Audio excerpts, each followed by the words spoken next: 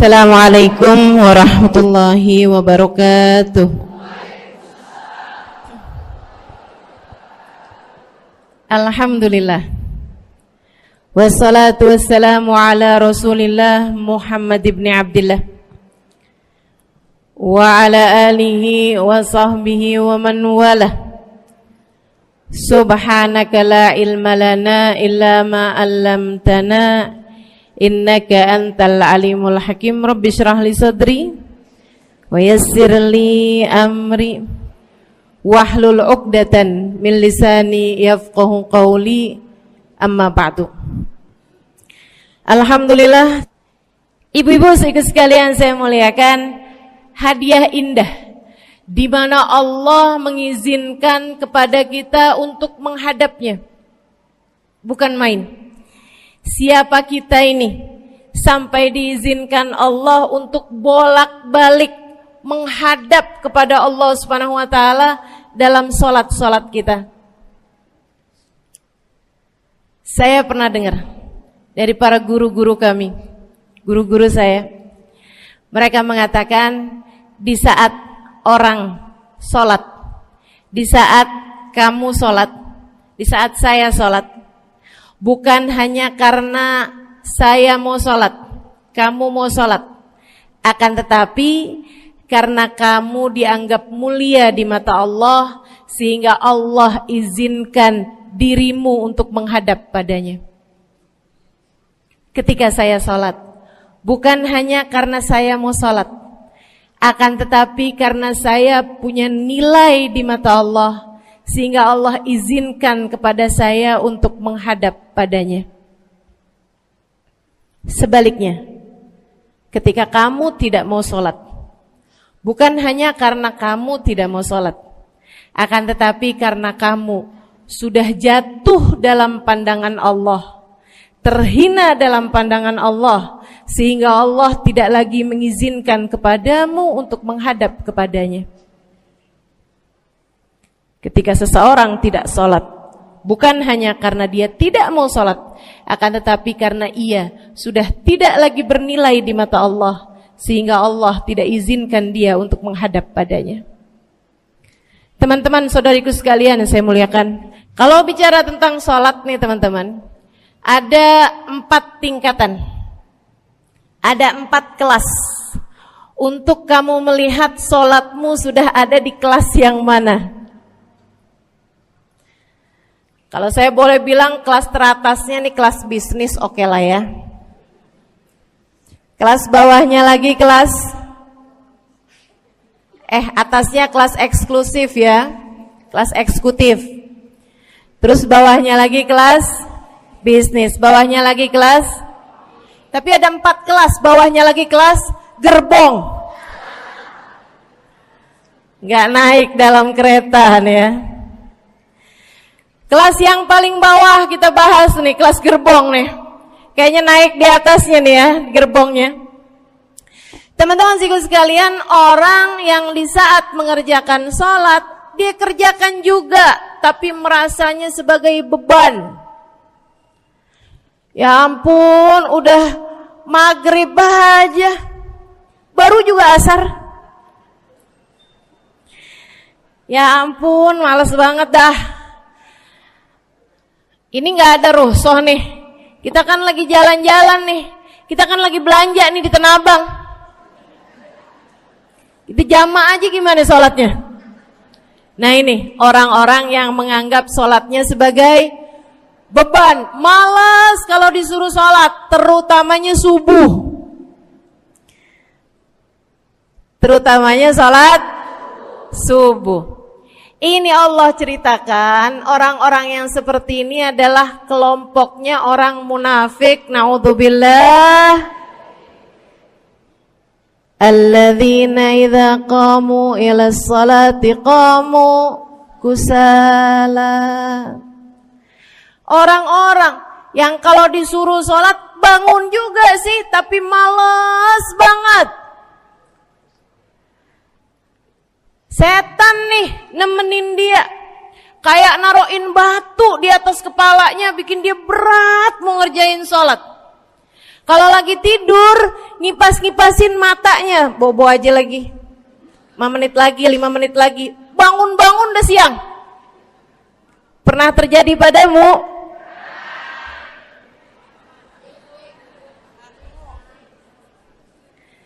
Jemur kunut.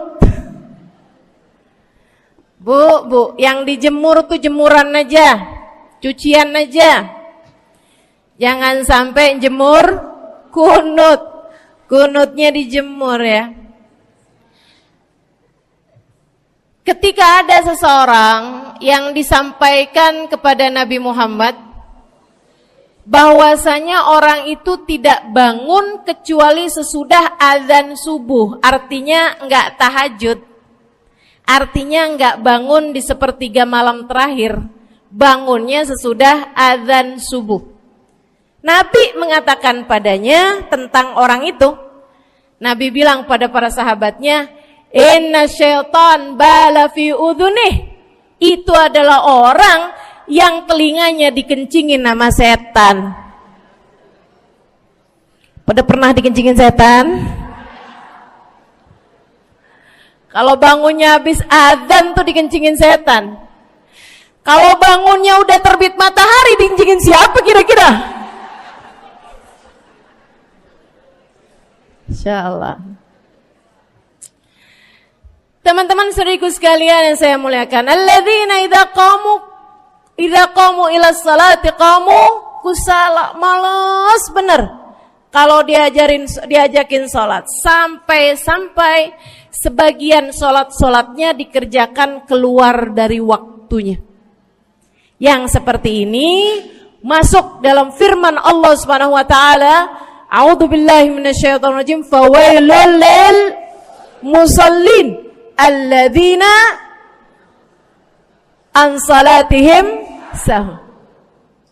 Fawailul lil musallin alladzina hum an salatihim sahun.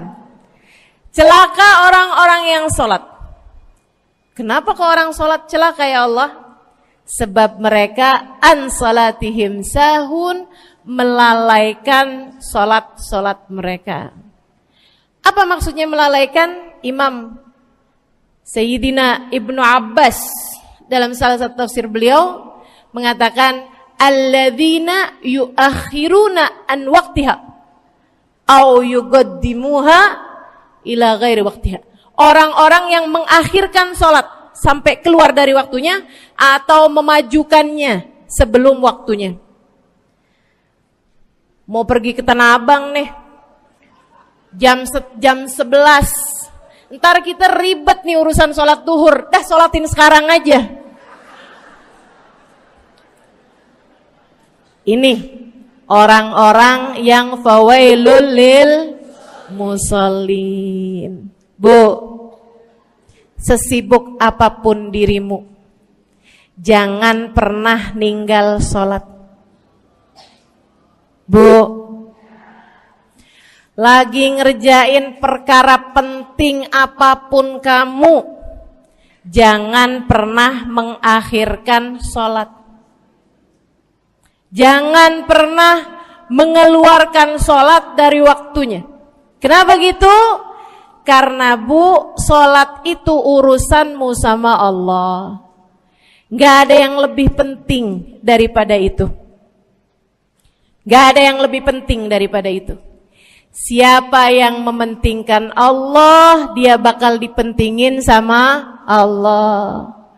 Siapa yang meremehkan salatnya, berarti dia telah meremehkan Allah. Siapa yang meremehkan Allah, dia akan diremehkan oleh Allah. Na'udzubillah min dzalik.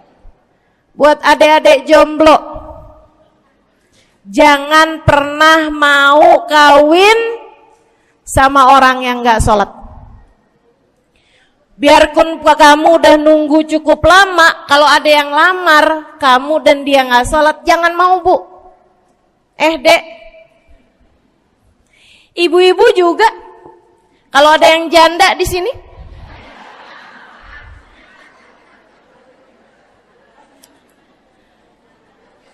terus ada yang lamar kamu, Walaupun di garasinya ada kijang,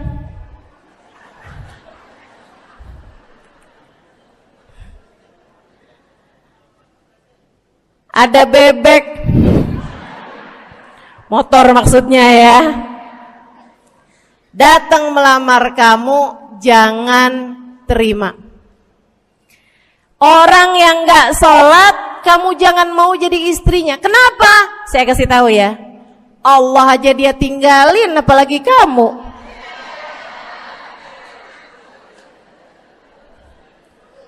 Allah aja dia tinggalin. Siapa yang tidak berguna baginya peringatan Allah, maka tidak akan berguna baginya peringatan dari siapapun. Tapi dia mencintai saya, Ustazah. Dia mencintai saya cinta mati katanya. Sekarang tungguin setahun 2 tahun, cintanya hilang, tinggal matinya. Tapi dia mencintai saya luar biasa, Ustazah. Dia tak sanggup hidup tanpa saya. Itu namanya cinta monyet. Tungguin 2 tahun, cintanya hilang, tinggal.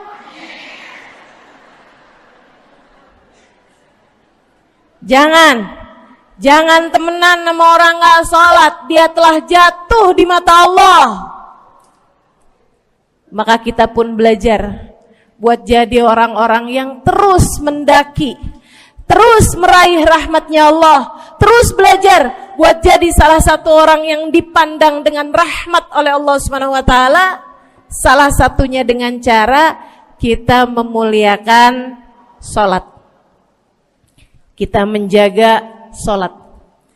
Jagain sholatnya, jangan masuk kelompok orang yang tadi itu sholatnya menjadi beban.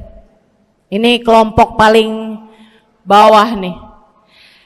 Naik ke kelas ekonomi. Tadi begitu ya?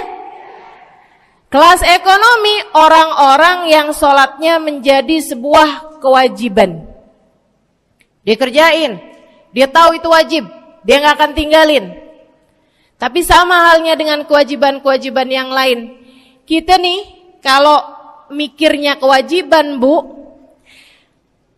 kalau nggak diwajibin lagi seneng. Betul nggak? Masih ada kayak beratnya gitu ngerjain sholat. Orang yang sholatnya dianggap sebagai kewajiban. Kayak anak-anak sekolah tuh, wajib pakai seragam, wajib ngerjain PR. Kalau satu hari, besok enggak wajib pakai seragam. Ada enggak ya pakai seragam? Enggak ada. Enggak ada. Enggak ada yang besoknya dia pakai seragam terus tanyain, "Kenapa kamu tetap pakai seragam?" Abisnya saya suka sama seragamnya. Enggak ada. Karena mereka menganggap pakai seragamnya adalah kewajiban. Sekolahnya sebagai kewajiban. Jadi giliran besok libur anak-anak, hore gitu. Ada orang-orang yang sholatnya dianggap sebagai kewajiban. Nggak ada yang nambah kalau kewajiban tuh. Sholat sunnah boro-boro. Sholat wajib aja kalau bisa dibikin sesingkat mungkin akan dilaksanakan dengan cara yang sesingkat-singkatnya.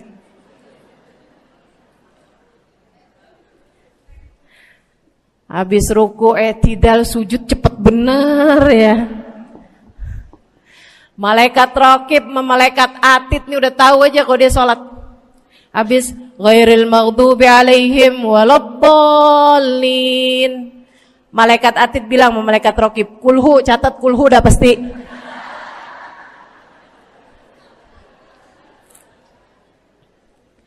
Kulhu aja gak kelar-kelar. Teman-teman saudariku sekalian yang saya muliakan, sholatnya dianggap sebagai sebuah kewajiban. Nggak nambah dengan sunnah, namanya wajib. Kita naik lagi insyaallah. Sholatnya kita naikkan dari yang kewajiban kita naik menjadi kelas bisnis, sholatnya sebagai sebuah kebutuhan. Mudah-mudahan nih ibu-ibu, teman-teman semuanya yang sedang menyimak kajian pada hari ini, saya doakan, karena saya berharap saya pun juga didoakan, agar menjadi salah satu orang yang sudah berada dalam tingkatan ini. Sholat kita tahu adalah kebutuhan kita. Sama kayak kebutuhan makan, Bu. Ibu kenyang nggak kalau makan nasi doang 2 piring? Kenyang. Siapa yang bilang nggak kenyang? Kalau kamu makan nasi doang sepiring, kenyang apa nggak kenyang? Kenyang. Akan tetapi pasti ibu-ibu mau nambah dah. Nambah apaan? Lauk. Nambah lauknya. Ada ikan asin, ada sayur asem. Langsung pada lapar nih. Ada sambal. Masya Allah, ada tempe goreng. Udah ibu ya, tetangga lewat kagak nyadar.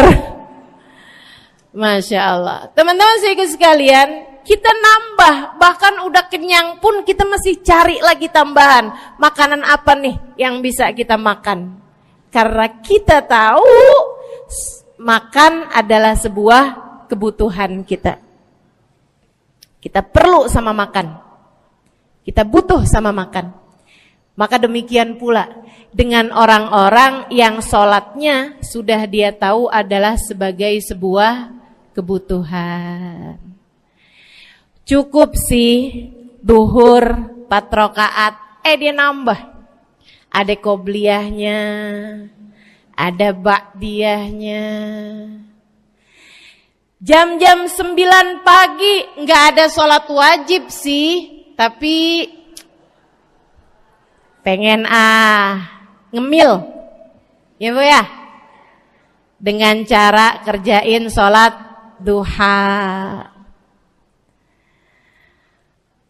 Malam-malam abisnya isya, ampun mau tidur, ingat katanya Nabi, pesannya kepada Sayyidina Abu Hurairah, wasani habibi, kata Abu Hurairah, an utir qabla an anam. Kekasih saya Nabi besar Muhammad, kata Abu Hurairah, kasih pesan pada saya untuk jangan tidur sebelum sholat witir. Jadi habis kelar sholat isya langsung sambung sama witirnya. Dia tahu sholatnya adalah sebagai sebuah kebutuhan. Kebutuhan. Saya butuh untuk sholat karena saya butuh kepada Allah.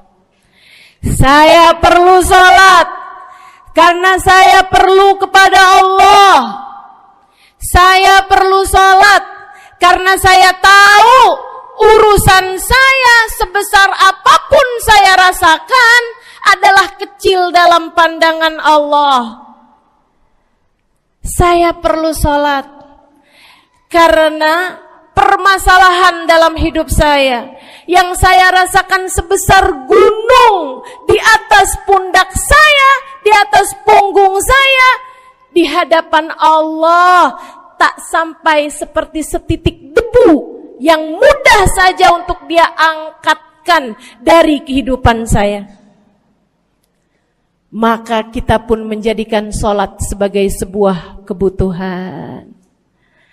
Lagi sakit, jangan ninggalin sholat. Kenapa? Kamu menghadap kepada yang punya kesehatan. Lagi banyak utang, jangan ninggal sholat. Sama, jangan utang lagi. Karena kamu menghadap kepada pemilik segala kekuasaan, pemilik dunia dan akhirat, pemilik semua uang di atas muka bumi ini adalah Allah. Makanya Habib Ali Habsyi, penulis kitab Maulid Simtud Durar, yang tadi ibu-ibu baca maulidnya, beliau pernah bilang, Ada dalam salah satu diwan beliau. Diwan tuh syair-syair beliau itu ya.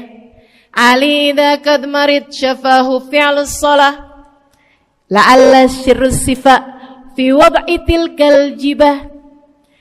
Kata beliau, Ali nih kalau lagi sakit, nih Habib Ali ya, beliau tuh padahal punya amal ibadah sangat banyak. Tapi Habib Ali bilang, Ali idza qad marid syafahu fi'lus shalah. Ali nih kalau lagi sakit, sembuhnya sama sholat. Sembuhnya sama sholat. La'alla sirrus sifa. Rasa-rasanya memang Allah letakkan rahasia kesembuhan ada pada fi wad'i tilkal jibah, terletakkannya jabhah kita, dahi kita di tempat sujud. Di sana semua permasalahan-permasalahan dalam hidupmu menjadi ringan. Saat kamu meletakkan dahimu di tempat sujud, kamu berbisik lirih kepada Allah, akan tetapi suaramu didengar sama yang punya arsy. Akan tetapi suara bisikanmu didengar segenap malaikat-malaikat yang ada di atas langit. Kemudian mereka mendoakanmu sehingga Allah mengatakan wasjud waqtarib, sujudlah kamu. Posisi sujudmu itu waqtarib akan membuatmu menjadi dekat dengan Allah Subhanahu wa taala. Sujudlah dan mendekatlah kepadaku, kata Allah. Agrab ma yakunul 'abd min rabbih fa huwa sajid, kata Nabi Muhammad. Fa aktsiru fihi du'a faqamin an yustajabulah. Tempat terdekat seorang hamba dengan Tuhannya adalah saat dia sedang sujud. Maka perbanyaklah doa dalam sujudmu, kata Nabi Muhammad. Doamu sangat mungkin diijabah oleh Allah. Apalagi kalau doanya kamu haturkan di sepertiga malam yang terakhir. Saat-saat di mana kebanyakan manusia di sekelilingmu yang lalai berada dalam tidurnya, berada dalam alam mimpinya. Para ulama tuh sampai bilang, Bu, dari kehususannya sepertiga malam yang terakhir, orang yang ngerjain maksiat aja sepertiga malam yang terakhir tuh tidur. Ibu gak pernah tahu orang-orang pulang diskotik jam berapa? Gak tahu ya, sama. Tapi Bu, yang pasti mereka tuh sepertiga malam yang terakhir malah pada pulang, malah pada tidur gitu.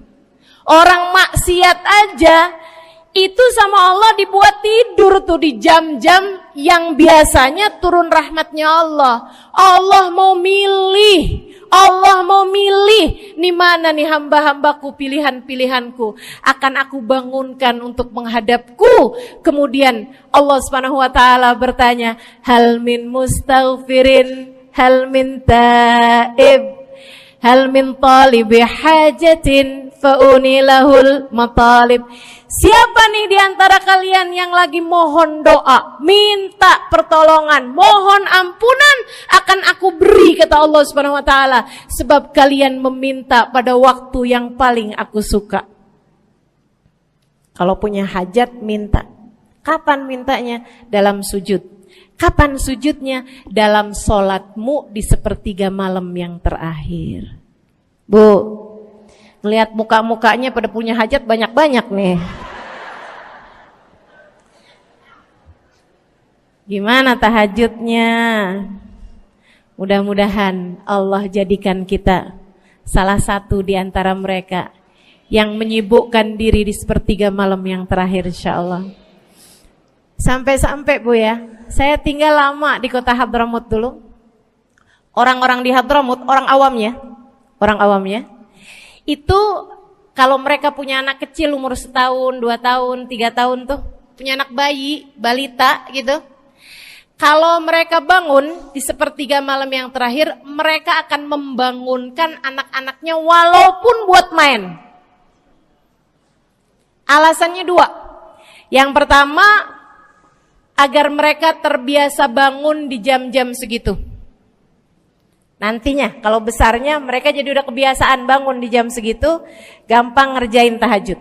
Alasan yang kedua, ibu-ibu sekalian, agar anugerah, karunia, rahmat, pemberian Allah yang Allah turunkan di sepertiga malam yang terakhir, anak-anak mereka pun berhak untuk mendapatkannya karena mereka tidak sedang dalam keadaan tidur dan dalam keadaan berjaga. Kan kebalik sama orang kita. Anak-anak kita, cucu-cucu kita kalau bangun jam segitu kita tidurin lagi, masih malam nak, masih malam. Mama masih ngantuk nak. Masya Allah. Ibu, saya punya ibunya guru saya. Saya punya guru salah satunya dan yang tercinta di hati saya, Sayyidil Habib Umar bin Hafid. Guru saya. Beliau punya ibu namanya Hubabah Zahra. Almarhumah, baru meninggal masa-masa deket pandemi. Ya Bu ya, baru aja beberapa tahun silam meninggalnya. Itu ibu-ibu sekalian punya anak kalau nggak salah 12. Kalau nggak salah 12 anak beliau. Laki-laki 5. Kalau saya nggak salah ya, mohon maaf kalau saya salah. Kemudian yang perempuan 7. Semuanya soleh-solehah. Semuanya Bu, jadi orang-orang yang luar biasa, yang terutamanya anak yang pertama yaitu Habib Ali Masyhur jadi mufti pada zamannya di Kota Tarim. Sampai wafatnya beliau masih sebagai mufti. Mufti itu Bu, permasalahannya umat semuanya ada di meja beliau untuk beliau selesaikan. Anak yang laki-laki yang paling kecil, Habib Umar bin Hafid, menjadi kita tahu semuanya ya, orang soleh, ulama, waliullah. Ibu-ibu sekalian, kita mau tahu nih, anak-anak soleh-solehah semacam itu ibunya kayak gimana gitu. Karena Bu, mohon maaf. Walaupun memang Nabi Nuh, nabinya udah soleh, anaknya gak soleh. Kan begitu ya? Ada juga sih, tapi secara mayoritasnya Bu, buah jatuhnya tak jauh dari emaknya begitu, anaknya kurang lebih begitu. Anaknya begitu, emaknya biar kita nggak lihat, kita udah bisa ngebayangin kayak apa orangnya. Ibu-ibu sekalian, nih anak-anaknya Hubabah Zahra, Masya Allah semuanya. Kita mau tahu ibunya kayak gimana. Satu cerita aja tentang Hubabah Zahra. Ibu-ibu sekalian, anaknya cerita, Hubabah Zahra, Umi, anak perempuannya, dia bilang seumur hidupnya nggak pernah ninggal tahajud. Bu,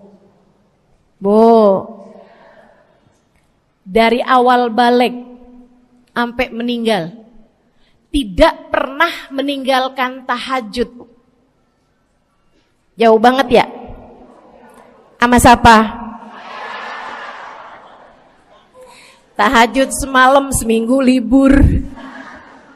Kelakuan siapa tuh? Hubabah Zahra gak pernah ninggal tahajud kecuali satu malam. Satu malam itu beliau tuh lagi ada hajat besar, maksudnya lagi kayak ada acara pernikahan, kemudian beliau juga kelelahan, kecapean, baru tidurnya juga jam-jam 2, jam-jam mau jelang pagi Bu ya. Kelewatan tahajud. Bangun pas azan subuh. Ibu, beliau bangun dengan gemeteran. Beliau bangun dengan menggigil padahal enggak musim dingin. Beliau bangun, azan, innalillahi wa inna ilaihi rajiun. Azan, astagfirullah, ya Allah, astagfirullah, azan, ya Allah, ampuni Zahra ya Allah, ampuni Zahra ya Allah. Anaknya cerita, hari itu aku tidak pernah melihat ibuku berlelehan air mata sepanjang hari lebih daripada hari tersebut. Hari itu kami melihat ada seorang perempuan berlelehan air mata beristighfar memohon ampun kepada Allah karena satu malam dalam hidupnya beliau meninggalkan tahajudnya, teman-teman. Masya Allah, Masya Allah. Tiap kali makan ingat gitu, ya ampun tadi malam gak tahajud, samihni ya Rab, samihni ya Rab, sampai gak enak makan. Insya Allah, Insya Allah. Mudah-mudahan Allah jadikan keagungan sholat ada dalam hati kita. Sholat kita jadi kebutuhan. Insya naik tingkat eksekutif, teman-teman. Tadi saya ulangin lagi dah, karena ibu-ibu kan suka rada lupaan. Kelas yang paling bawah, kelas apa tadi? Gerbong.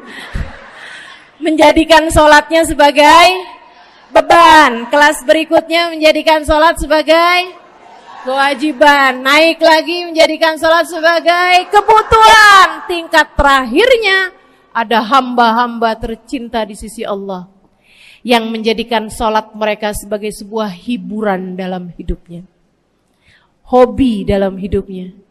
Diawali, dicontohkan oleh baginda kita Nabi besar Muhammad yang mengatakan dalam hadis sahihnya, wa ju'ilat qurratu aini fis shalah, wa ju'ilat qurratu aini fis shalah.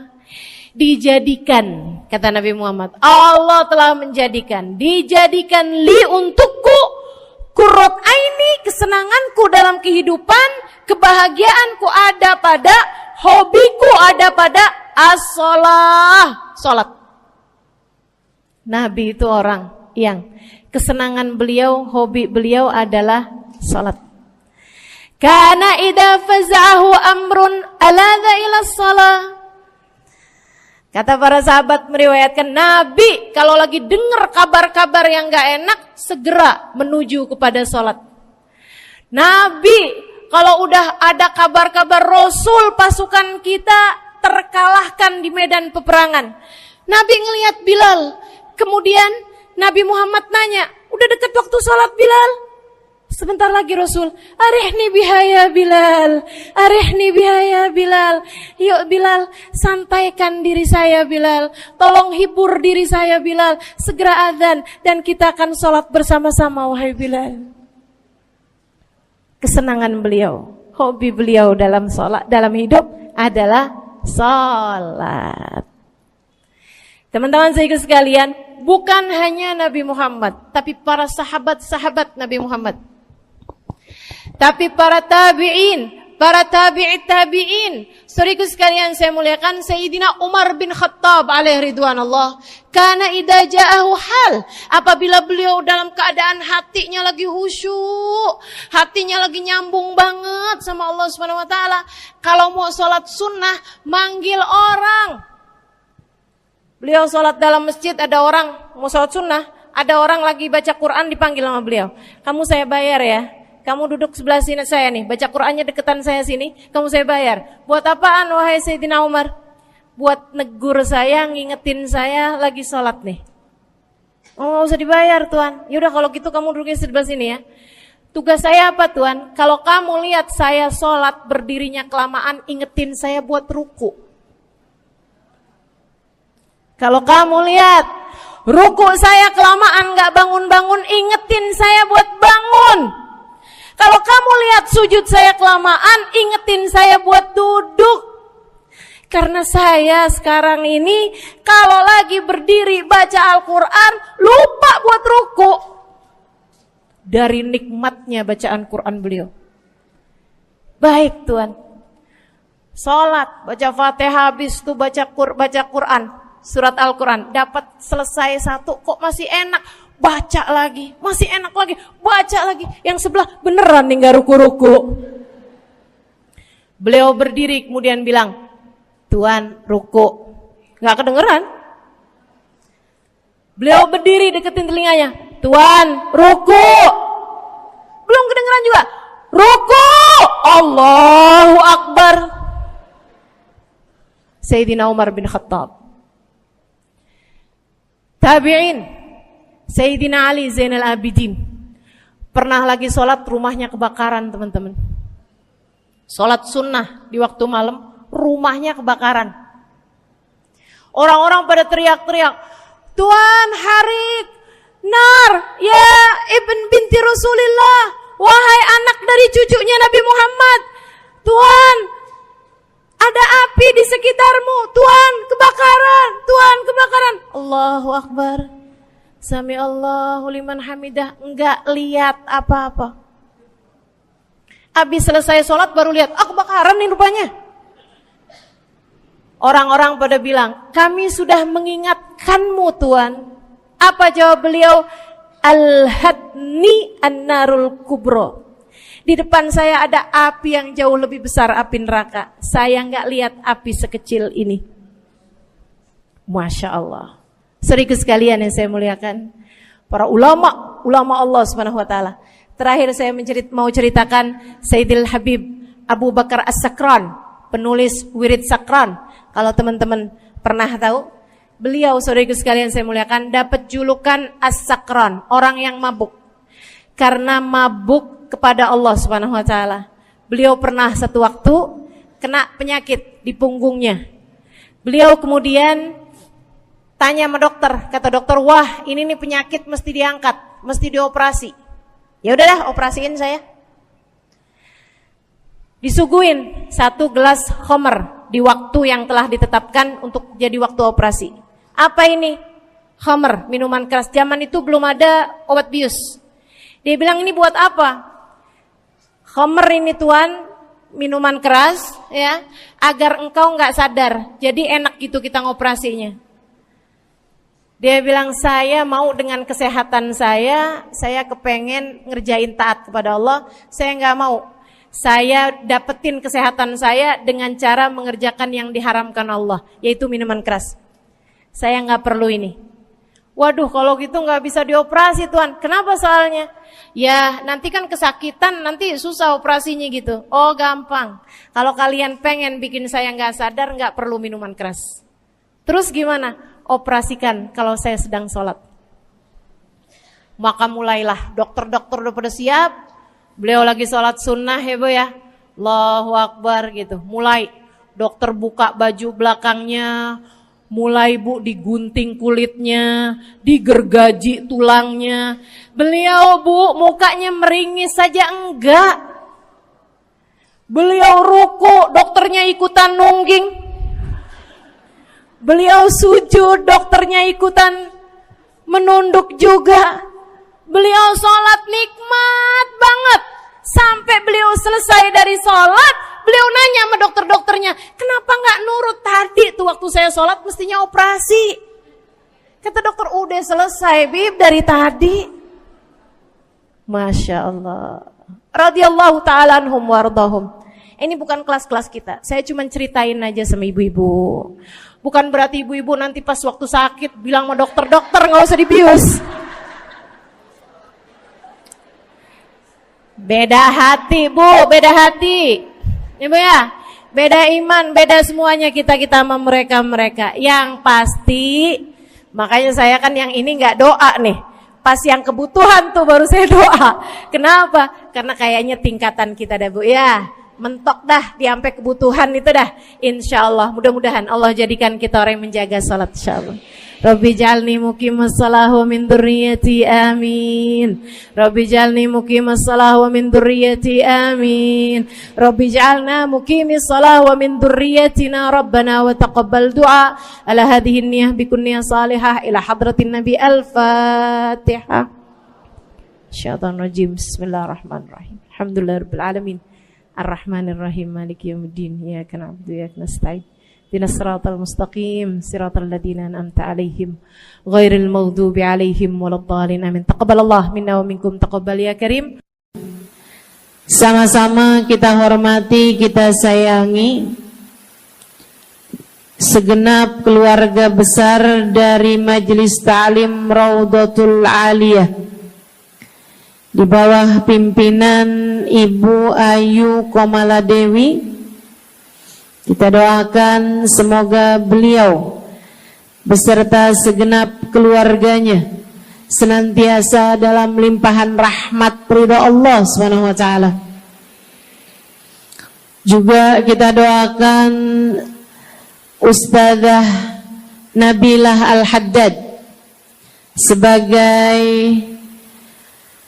pengasuh di majelis ta'lim ini, sebagai pimpinan di majelis ta'lim ini,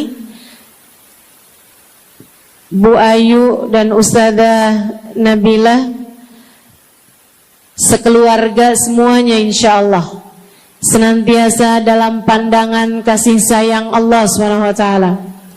Panjangkan umurnya, disehatkan badannya, dimudahkan urusannya, kabulkan hajatnya, semakin dicinta Allah SWT dan Rasulnya. Para ustadzah, para hubabah, para syarifah, para pimpinan pondok pesantren, para pimpinan majelis ta'lim, yang mudah-mudahan semuanya dalam limpahan rahmat ridha Allah SWT, serta tentu saja semua yang hadir di majelis ini, baik ibu-ibu, kakak-kakak, adik-adik, anak-anak, yang mudah-mudahan semuanya dirahmati Allah, disayang Allah, dibahagiakan Allah, diistiqomahkan jalannya menuju ridha Allah Subhanahu wa taala, insyaallah diistiqomahkan jalannya menuju surga Allah Subhanahu wa taala. Amin ya rabbal alamin. Qul amantu billah thumma istaqim, kata Nabi Muhammad sallallahu alaihi wasallam kepada seorang pemuda yang meminta nasihat, ya Rasulullah, ausini, wahai Rasul, tolong nasihati aku. Kita kalau ketemu orang mulia jangan minta duit, Bu.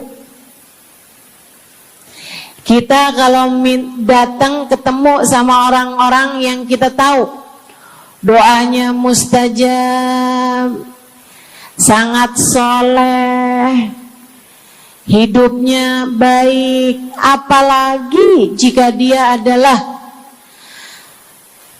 kekasih Allah Subhanahu wa taala. Kamu kalau berjumpa dengan ulama, jangan minta sesuatu yang duniawi. Tirulah para sahabat ketika berjumpa dengan Nabi Muhammad. Biasanya mereka meminta satu dari dua hal. Yang pertama, mereka minta doa. Ida'ili ya Rasulullah, doakan aku wahai Rasul. Ibu juga gitu. Kalau ketemu sama ulama, ketemu orang soleh, ketemu kiai, ketemu habib yang kita tahu doanya mustajab, bertemu hubabah, mintalah doa. Tapi jangan hanya sekedar urusan doa duniawi, Bu. Doa duniawi itu yang gimana, Ustazah? Doa yang kalau diijabah nggak akan manfaat begitu kamu masuk dalam alam kubur. Itu namanya doa duniawi. Ustazah, doakan saya biar saya cepat kebeli rumah. Bu, kalau mati rumahnya dibawa gak? Ustazah, doakan saya kepengen beli HP baru. Dibawa gak HP-nya? Enggak. Itu namanya doa duniawi. Ustazah, Doakan biar suami saya tambah cinta.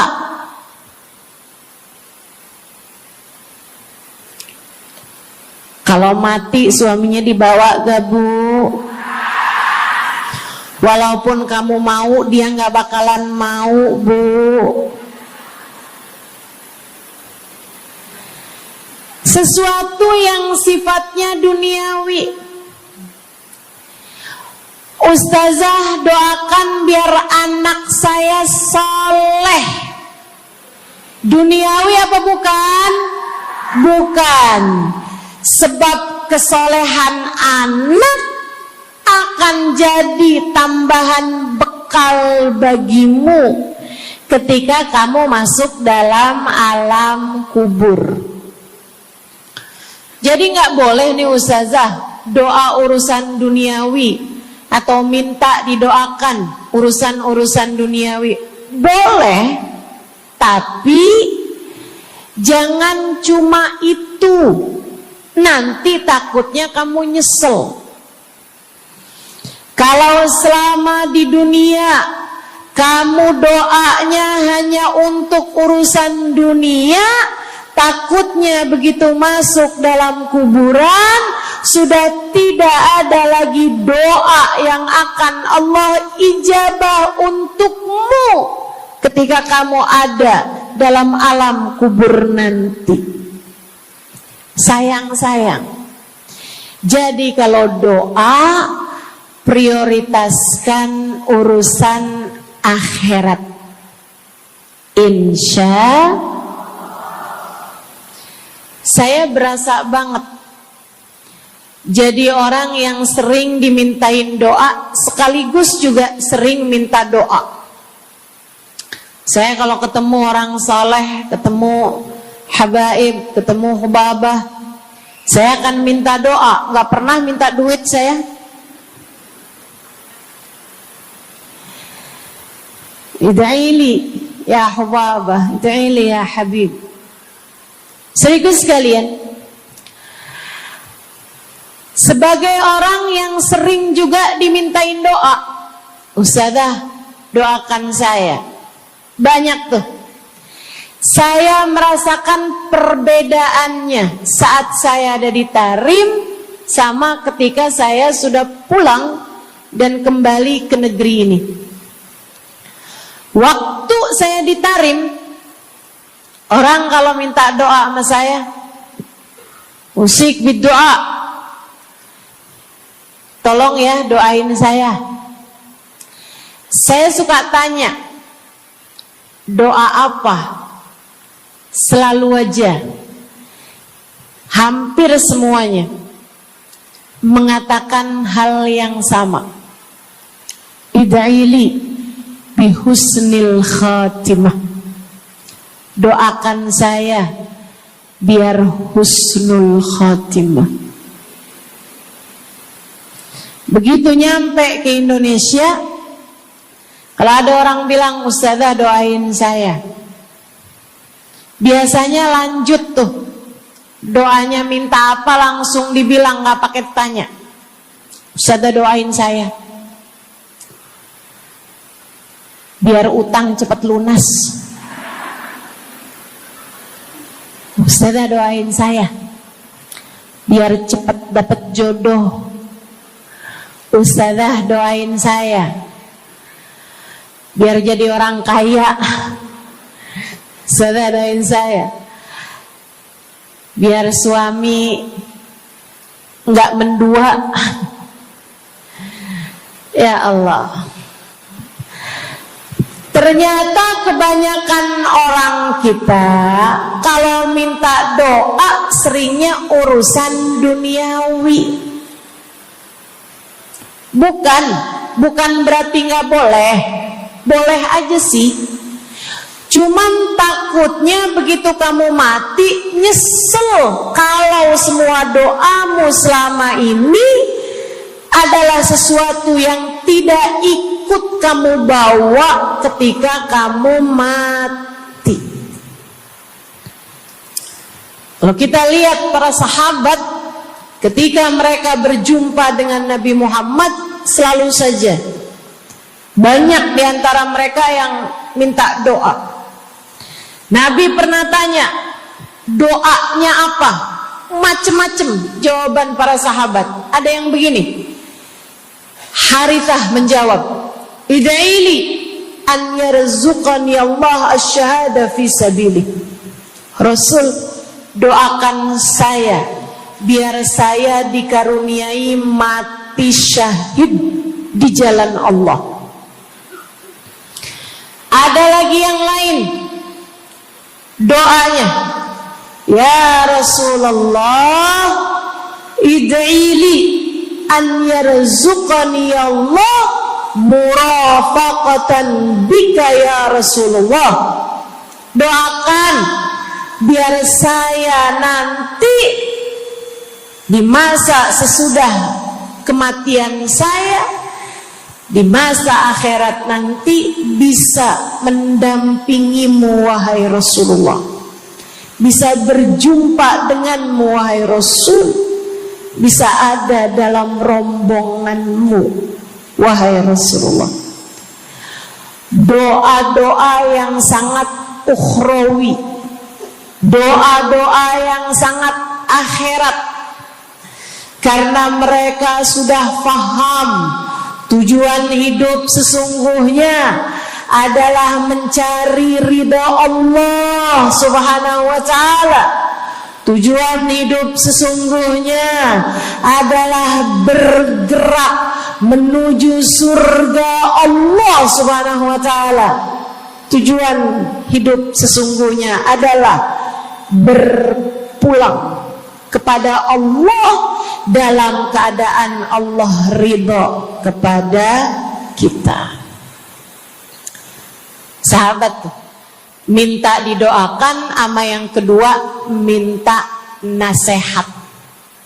Kita juga nyontoh, kalau ketemu orang soleh, kalau ketemu ulama, kalau ketemu habaib, ketemu kiai, ketemu bunyai, ketemu khubabah, ketemu ustadzah, ketemu ustadz, minta nasihat. Selain daripada minta doa, mintalah nasihat. Hal ini dicontohkan oleh para sahabat kepada Nabi Muhammad. Datang seorang pemuda berjumpa Nabi Muhammad sallallahu alaihi wasallam. Kemudian bertanya, ya Rasulullah, ausini, wahai Rasulullah, berikanlah nasihat kepadaku ini. Nabi Muhammad tersenyum, senang, bangga, karena mengerti bahwa umatnya faham apa yang harus diminta dari nabinya. Nabi berkata kepadanya, qul amantu billah thumma istaqim. Kata Nabi Muhammad, ucapkanlah, aku beriman kepada Allah, kemudian istiqomahlah kamu di jalan Allah. Nasihat Nabi Muhammad buat pemuda tersebut, nasihat Nabi Muhammad buat pemuda-pemuda umatnya sepanjang zaman, nasihat Nabi Muhammad buat umatnya baik yang muda maupun yang tua, baik laki-laki maupun perempuan, baik yang pintar maupun yang kurang pintar. Semua umatnya dinasehati sama Nabi Muhammad. Karenanya akan saya sampaikan hal ini kepadamu hari ini. Quli, ucapkanlah, amantu billah, aku beriman kepada Allah. Tsumastaqimi, kemudian istiqomahlah kamu, wahai saudariku, di jalan Allah. Katakanlah, aku beriman kepada Allah. Kemudian istiqomahlah. Istiqomahlah. Nasihat yang sangat indah dari baginda kita Nabi besar Muhammad, yang Allah karuniakan kepadanya jawami'al kalim, dapat selalu berbicara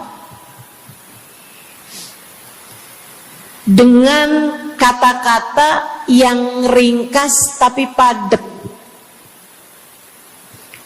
Nabi itu ucapannya ringkas tapi padat. Nggak kayak saya, Bu, udahlah panjang. Dan ya,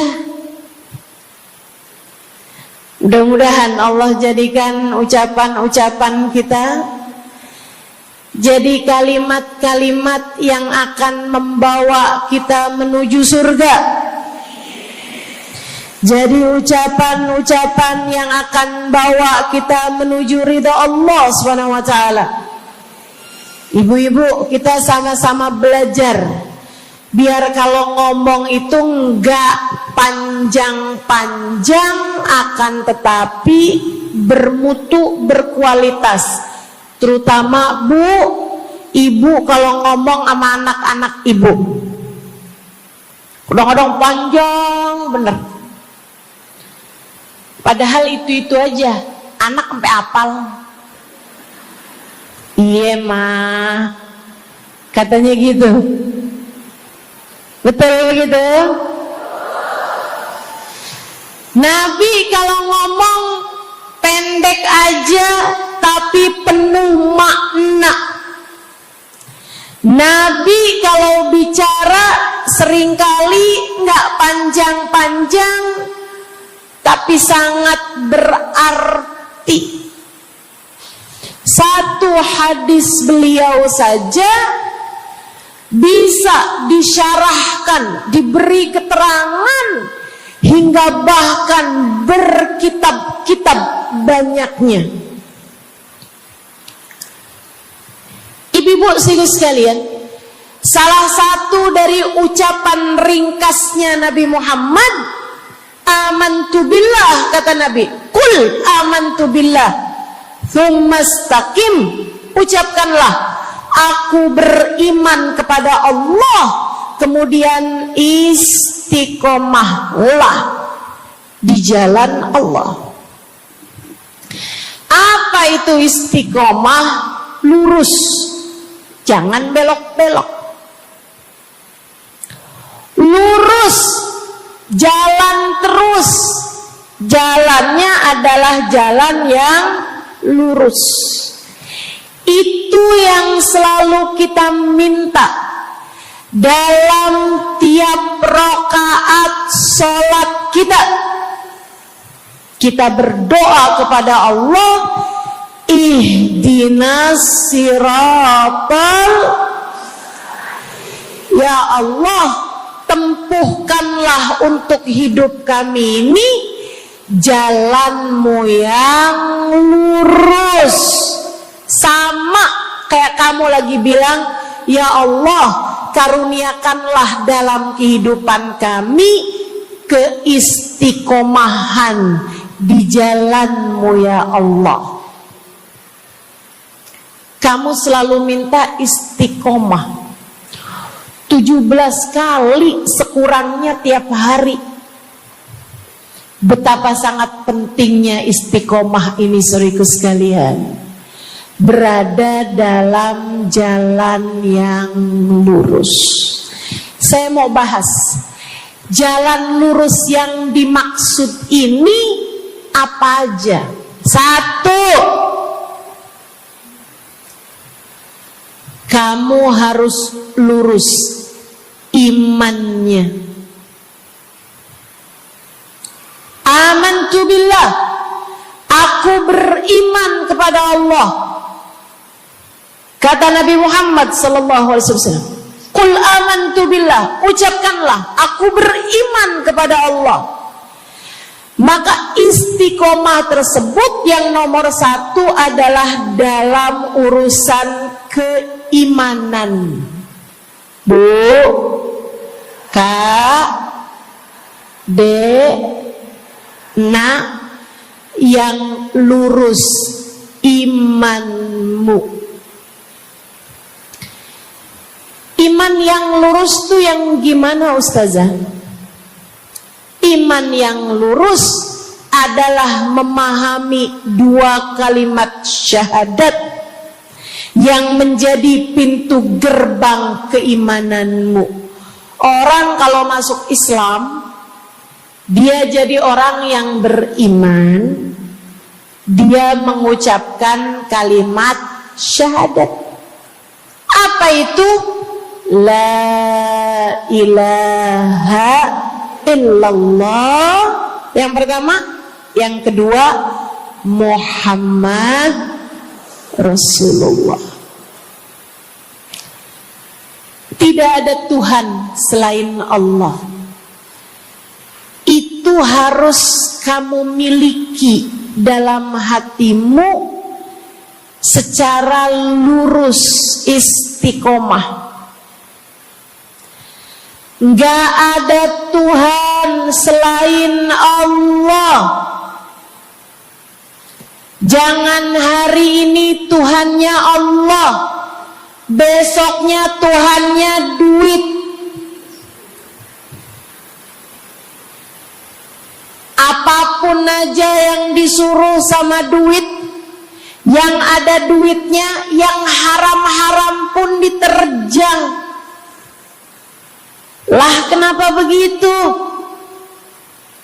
Saudaraku sekalian, qul amantu billah, ucapkan, aku beriman kepada Allah. Aku faham arti la ilaha illallah.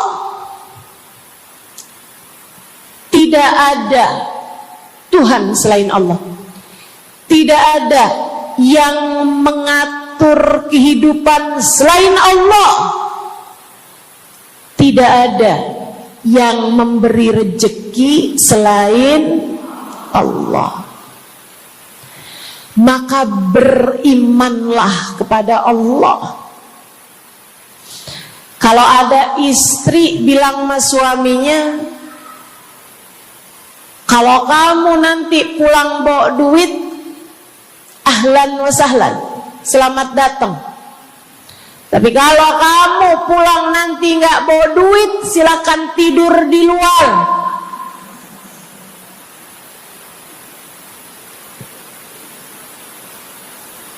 Kamu sepertinya kurang beriman.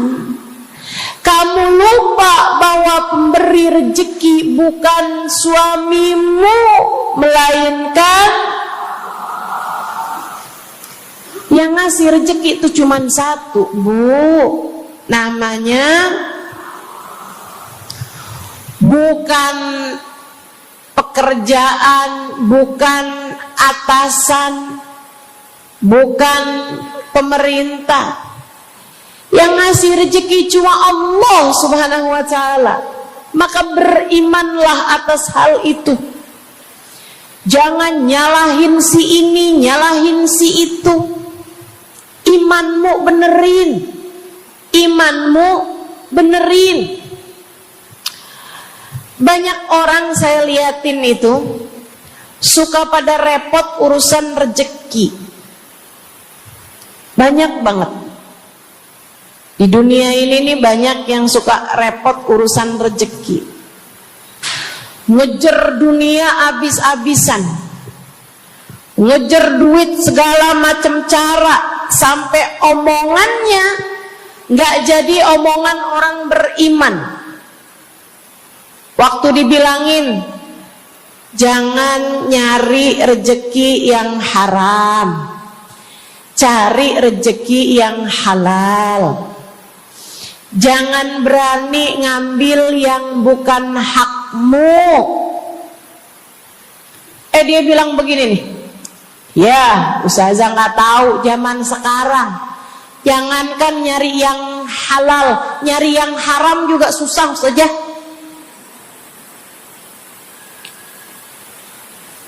Itu omongan orang nggak beriman. Kamu mesti ngerti dulu, kalau yang kamu minta adalah urusan rezeki, dengerin. Kalau yang kamu minta urusan rezeki, kamu harus datang kepada alamatnya, yang sering kali membuat kamu setengah mati urusan rezekimu, sampai mau-maunya menghinakan diri, minta-minta sama orang, berharap dari orang. Seorang ibu berharap dari anaknya, seorang istri berharap dari suaminya. Saudariku sekalian, yang sering kali membuat kamu tersiksa urusan rezeki adalah karena kamu salah alamat. Kamu salah alamat. Kamu sedang tersesat jalan. Kamu sedang salah arah. Makanya jadinya kemana-mana kamu nggak nemu. Orang alamatnya aja salah.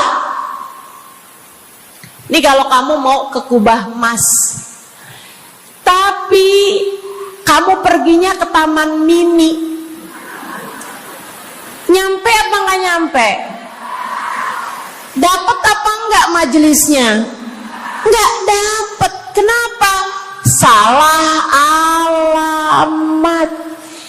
Yang dicari Kubah Mas, kamu perginya ke Keong Mas. Nggak nyampe, nggak dapat. Saya kasih tahu padamu, alamat rezekimu ada pada Allah. Alamat rezekimu ada pada Allah.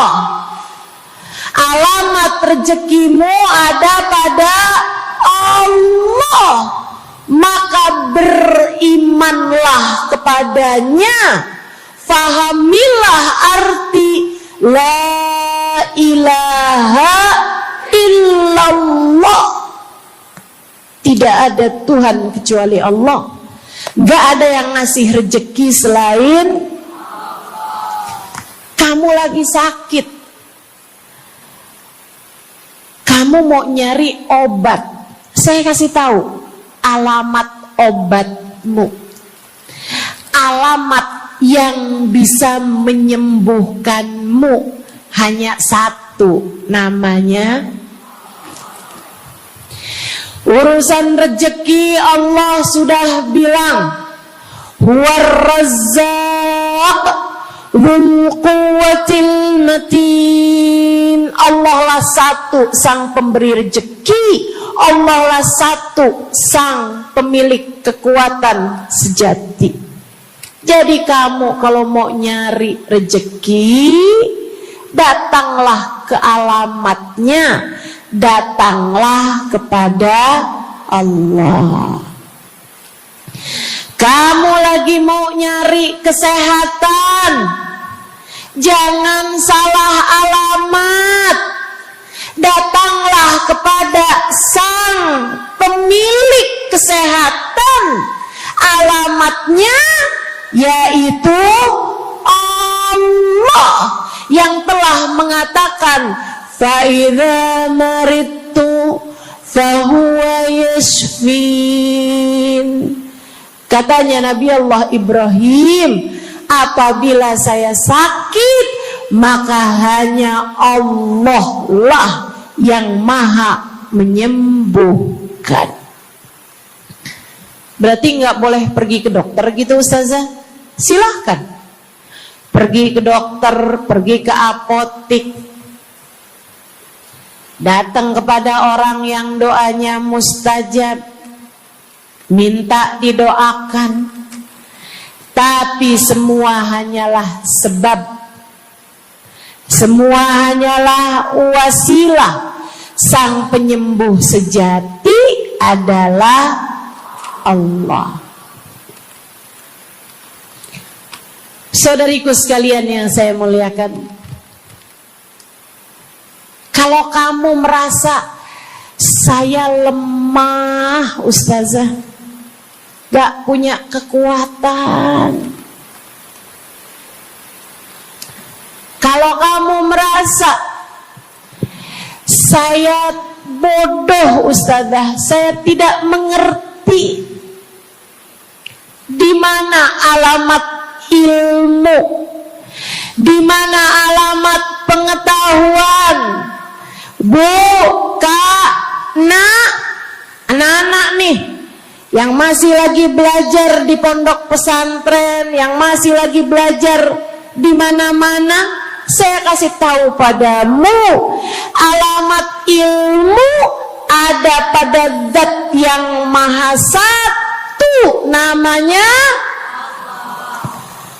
Allamal insana malam ya'lam.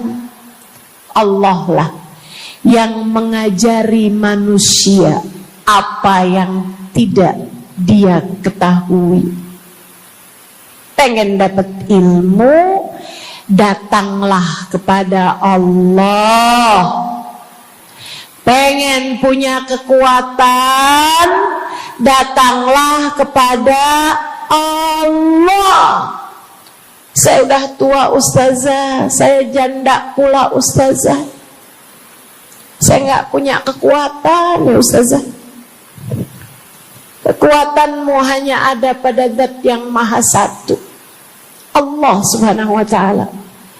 Datanglah selalu padanya. Imanmu jangan biarkan ia naik turun. Imanmu biarkan ia kokoh di dalam hatimu. Jangan percaya kalau ada yang bilang kekuatan ada pada uang. Jangan percaya. Percaya hanya satu aja, kekuatan ada pada Allah. Jangan percaya orang bilang kekuatan ada pada kecantikan. Kalau kamu cantik, kamu kuat, suamimu gak akan kemana-mana. Jangan percaya, Bu. Percaya hanya satu aja, kekuatan ada pada Allah Subhanahu wa Ta'ala. Kamu takut terjadi hal-hal yang buruk bagimu, bagi anak-anakmu. Kamu kepengen ada yang jaga. Ibu, gak usah pusing-pusing mau nyari bodyguard, gak usah pusing-pusing mau sewa security, pengamanan. Sebab sang pemberi keamanan hanya satu, namanya Wallahu ya'simuka minan nas. Hanya Allah satu yang dapat menjagamu dari kejahatan manusia. Qul a'udzu birabbin nas. Katakanlah, aku berlindung kepada sang penjaga manusia, sang pemelihara manusia, sang pengasuh manusia, Allah Subhanahu wa ta'ala. Berimanlah padanya, istiqomahlah.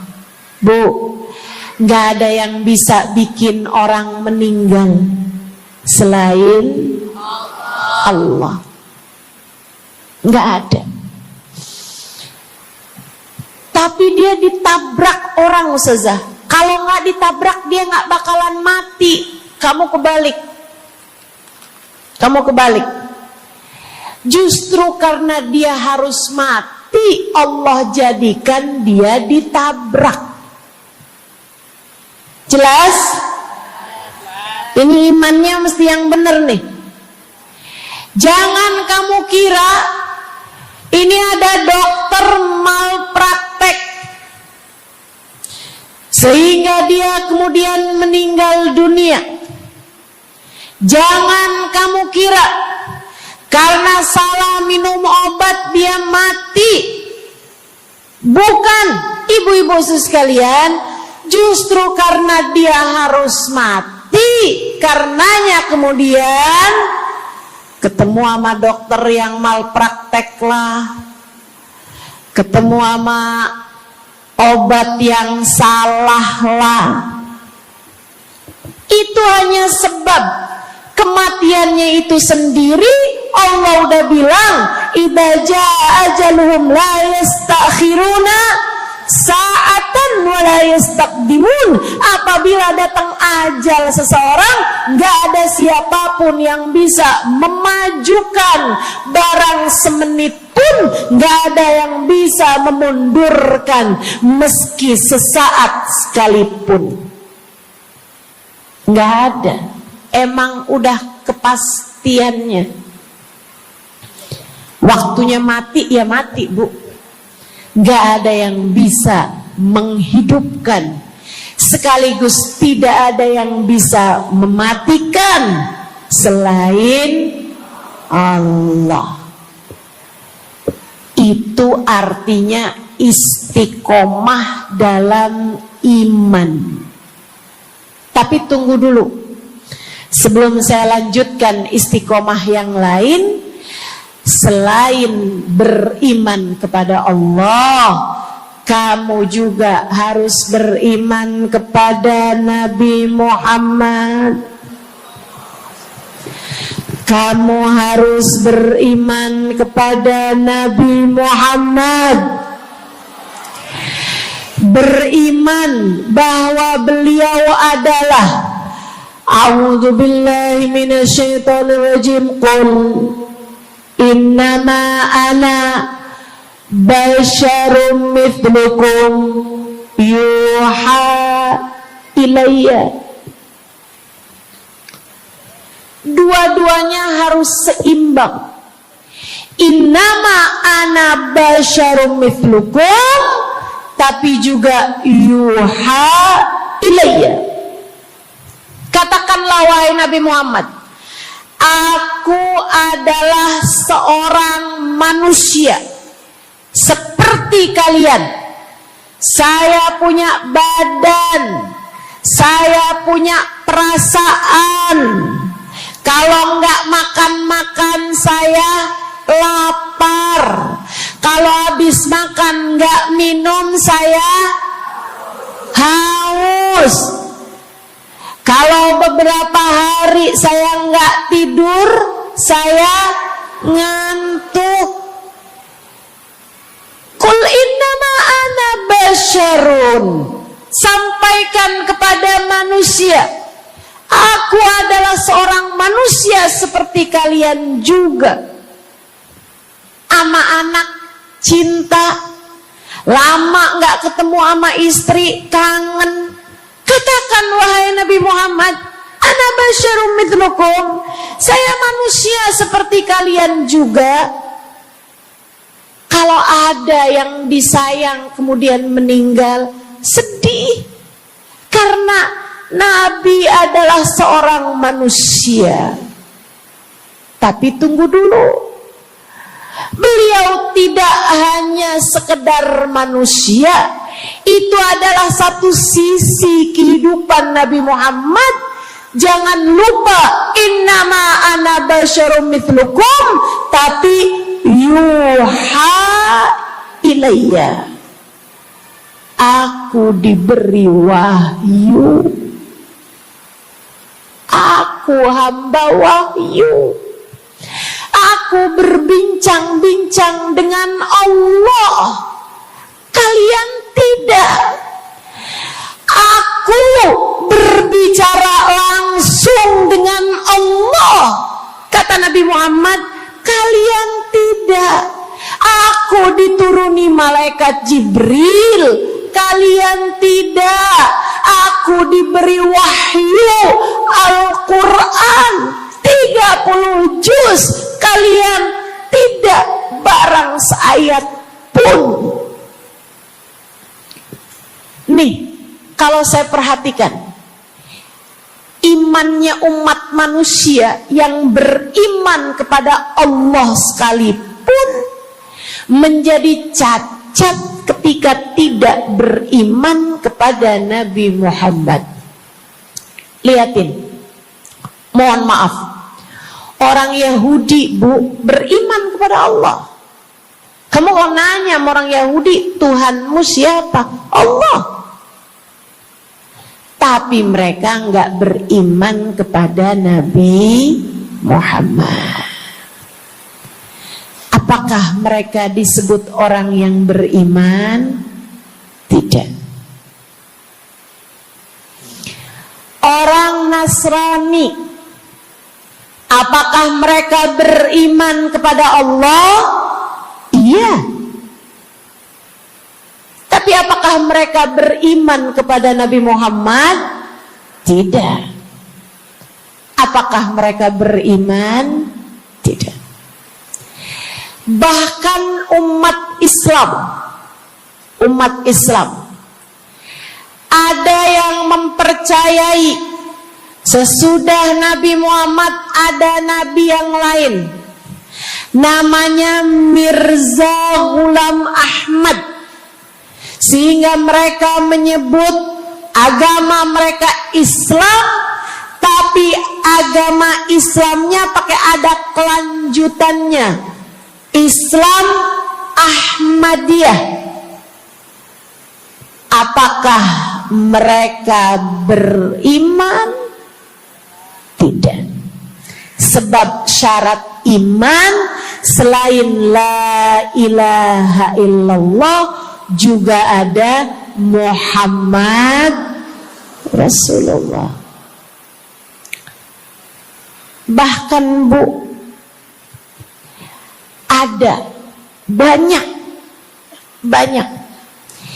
di antara kita orang-orang yang iman kepada Allah luar biasa, tapi kalau urusan kepada Nabi Muhammad, kalau lagi diceritain Isra Mi'raj, dia bilang Nabi Muhammad tuh gak usahlah segitu amat diperayakan Isra Mi'rajnya. Nabi Muhammad tuh Isra Mi'raj cuman sekedar ruhnya aja, badannya nggak pakai Isra Mi'raj.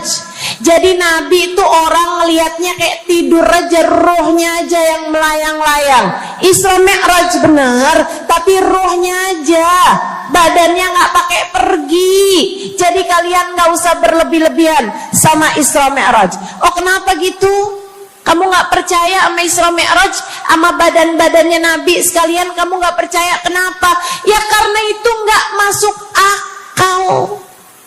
Manusia kan nggak bisa kayak gitu. Nabi Muhammad kan manusia.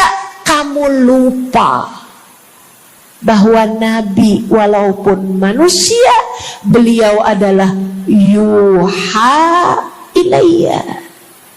Beliau adalah hamba wahyu.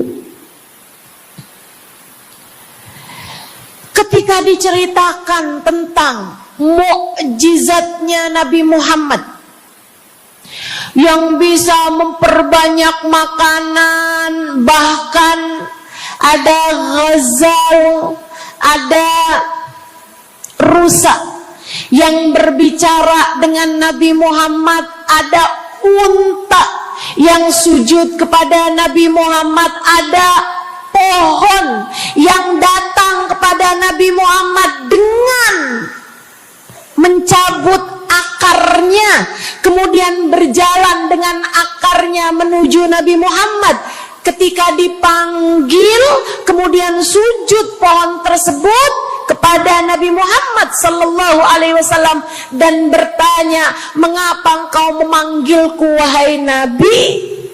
Dia nggak percaya, nggak masuk di akal. Itu hanyalah dongeng. Kita bilang tapi hadisnya sahih. Riwayatnya Ibnu Mas'ud yang menceritakan hal itu, hingga bahkan Sahibul Burdah menuliskannya. Katanya Sahibul Burdah Imamul Busiri, ja'at lidakwatihil asjaru sajibatan tamshi ilaihi ala saqin bila qadami. Datang ketika dipanggil sama Nabi Muhammad pepohonan. Mereka datang dengan, mereka berjalan dengan akar-akar mereka, kemudian sujud di hadapan Nabi Muhammad. Ini tentang iman. Mereka nggak percaya. Mereka ngakunya paling beriman. Mereka ngakunya paling lurus imannya. Tapi kenapa kalau mengenai Nabi Muhammad kamu menjadi timpang? Ketika melihat orang ramai-ramai bersolawat kepada Nabi Muhammad, mereka kegerahan. Ketika melihat orang-orang ramai datang ke majelis-majelis maulid, merayakan, bergembira atas lahirnya Nabi Muhammad, mereka kegerahan sampai mereka bikin GAM. Apaan tuh? Gerakan anti maulid. Oh, ada lagi mereka menyebut diri mereka GAS. Apaan tuh? Saya tanya. Gerakan anti solawat lah. Kenapa kamu kegerahan sama Nabi Muhammad? Hah? Kenapa kamu ngerasa kayak takut banget umat begitu cinta sama Nabi Muhammad? Ada apa denganmu? Kamu lupa Nabi Muhammad memang manusia, tapi qul innama ana basyarum mithlukum yuha ilayya. Jangan pernah pisahkan Nabi. Meskipun beliau seorang manusia seperti kita, tapi beliau adalah hamba wahyu. Beliau adalah hamba wahyu. Kamu gerah banget orang bersolawat sama Nabi Muhammad. Ada masalah apa sama kamu? Kamu gerah banget orang baca maulid Nabi Muhammad. Bahkan ada orang-orang yang ngaku paling Islam, tapi gerah banget ngelihat orang berziarah ke makam Nabi Muhammad. Ada masalah apa sama kamu? Yang bermasalah bukan kami umat Nabi Muhammad. Yang bermasalah adalah imanmu. Sebab ketika kita diminta beriman kepada Nabi Muhammad, jangan hanya fokus kepada kemanusiaan Nabi Muhammad, fokuslah pula kepada beliau sebagai hamba wahyu. Saudaraku sekalian yang saya muliakan, istiqomah dalam iman. Beriman kepada Allah, beriman kepada Rasulullah. Cinta kepada Allah, cinta kepada Rasulullah. Cinta kepada Rasulullah, cinta kepada keluarga Rasulullah, cinta kepada sahabat Rasulullah, dan istiqomahlah dalam cinta tersebut. Jadi istiqomah menuju ridha Allah yang pertama adalah istiqomah dalam iman. Yang kedua, istiqomah dalam taat. Bu, Kak, istiqomah dalam taat. Kamu disuruh salat,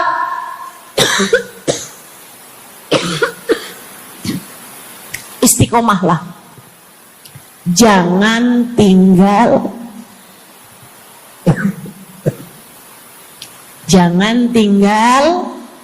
sholat.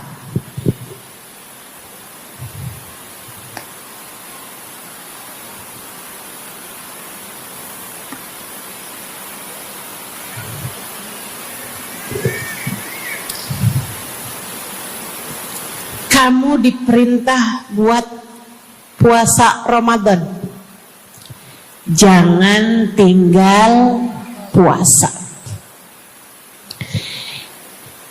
Yang kemarin puasanya bolong karena menstruasi, karena haid,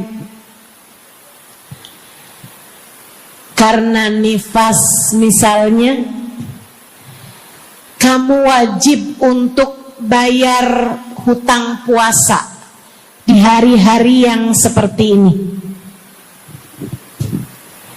Jangan sampai hutang kamu nggak dibayar. Kadang-kadang sampai Syakban belum lunas juga. Pas ditanya, kamu kok nggak bayar-bayar utangnya tuh? Habisnya nggak ada yang nagih. Kamu minta siapa yang nagih? Israel. Jangan sampai datang malaikat Israel mencabut nyawamu, sementara kamu masih punya hutang puasa yang belum kamu lunasi. Kamu diperintah Allah buat taat. Istiqomahlah dalam jalan taatmu. Jangan tinggal perintah Allah. Dek, kalau kamu dilamar sama laki-laki yang gak sholat, jangan mau.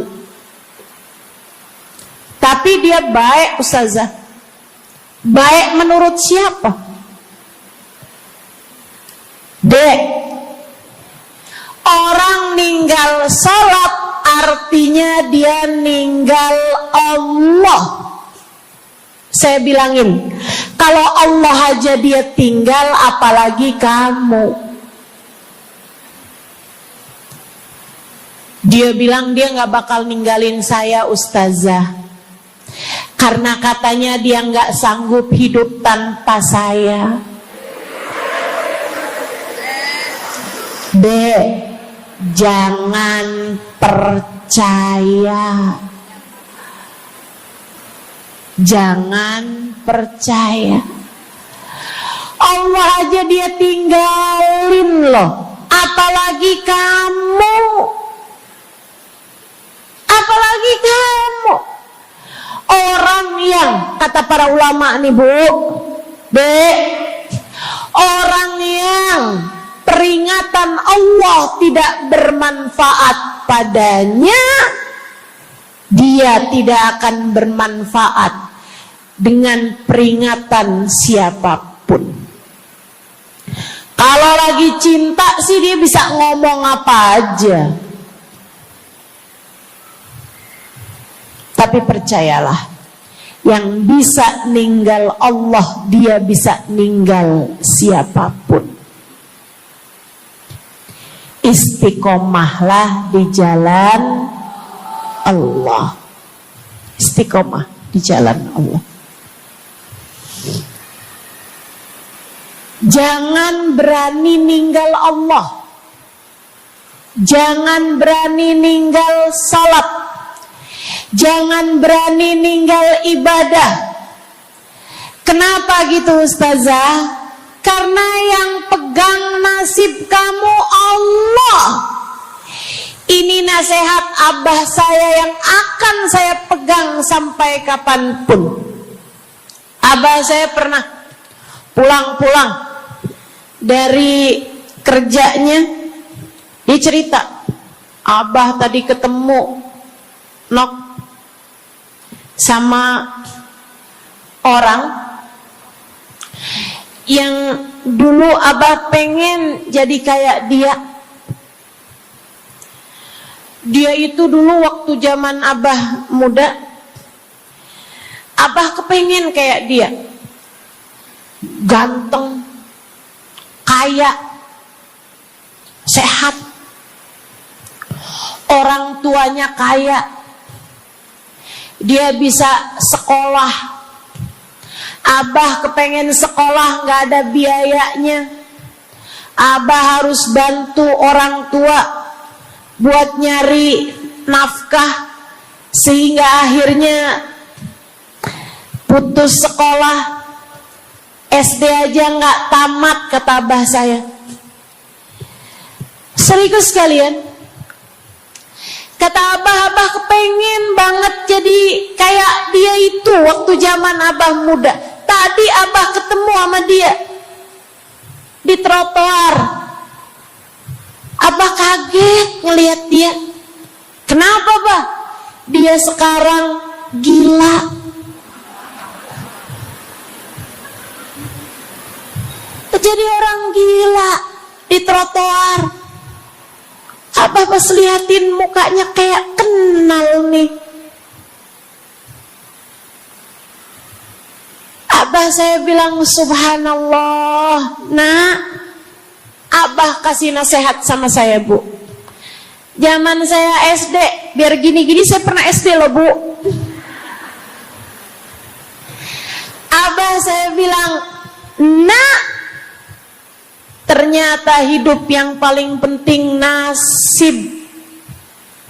Dan ingat nak, nasib adanya di tangan Allah. Maka kalau kamu kepengen nasib kamu bagus, jangan pernah tinggal Allah. Itu nasihat abah saya pegang terus sampai dengan sekarang. Kamu dalam hidup yang penting nasib. Yang paling penting buat anak-anak kamu dalam hidup mereka adalah nasib. Ibu, nasib. Bukan ilmu, bukan harta, bukan sehat, bukan. Yang paling penting dalam hidup anakmu adalah nasib. Bukan cakep. Kamu nak dalam hidup harus cakep nak. Nanti nak, kalau zaman-zaman akhir nanti ada cara buat mempercantik diri. Pakai nak, operasi plastik, ayo nak. Filler lah, tarik benang lah, semua kerjain nak. Yang penting dalam hidup cantik. Kamu jangan sampai kayak mamah kamu ini nak. Bapak kamu buka cabang di mana-mana. Bukan. Yang paling penting bagi anakmu di hidup mereka di dunia sebelum kelak di akhirat nanti adalah nasib. Saya kasih tahu, yang paling penting adalah nasib. Dan nasib itu adanya dalam genggaman. Maka kalau kamu kepengen nasibmu bagus, kalau kamu kepengen nasib anakmu bagus, Jangan tinggal Allah. Urusanmu dengan Allah yang bagus. Perintah-perintah Allah jangan ditinggal. Larangan-larangan Allah jangan diterjang. Jelas? Yang di belakang jelas? Saya ingat Bu, saya punya guru namanya Hubabah Bahiyah. Saya kalau jumpa sama beliau, saya selalu minta doa. Saya ceritakan tuh di buku Bidadari Bumi yang pertama. Beliau sangat enggan mendoakan orang lain. Kalau dimintain buat doa tuh beliau jarang-jarang mau doain. Beliau selalu bilang, doa aja sendiri, kata beliau begitu. Bukan karena beliau pelit, doa yang gratis pun gak mau gitu, bukan. Melainkan karena beliau sangat tawadhu, merasa bahwa doamu sahbihi wa man walah. Subhanaka la ilma lana illa ma 'allamtana innaka antal alimul hakim. Rabbi shrah li sadri wa yassir li amri wahlul 'uqdatan min lisani yafqahu qawli. Amma ba'du. Alhamdulillah, ibu-ibu sekalian saya muliakan, hadiah indah di mana Allah mengizinkan kepada kita untuk menghadapnya. Bukan main. Siapa kita ini sampai diizinkan Allah untuk bolak-balik menghadap kepada Allah Subhanahu wa taala dalam salat-salat kita. Saya pernah dengar dari para guru-guru kami, guru-guru saya, mereka mengatakan di saat orang sholat, di saat kamu sholat, di saat saya sholat,